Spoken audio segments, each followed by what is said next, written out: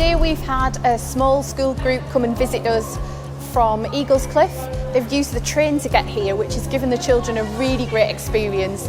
They've been able to experience travelling on a modern train and then compare it with the collections we have here, so looking at steam engines, looking at old carriages, and just thinking about how people used to travel by train in the context of our station building here.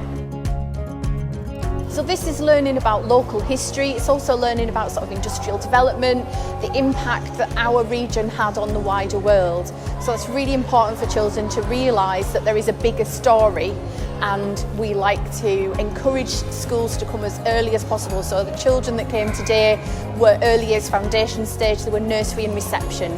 So they get a special visit. They look around the museum as a station, so they think about taking the train, and they do lots of little activities. We reinforce the sort of knowledge that they need, and they get to do lots of role play and play type activities in different parts of the building.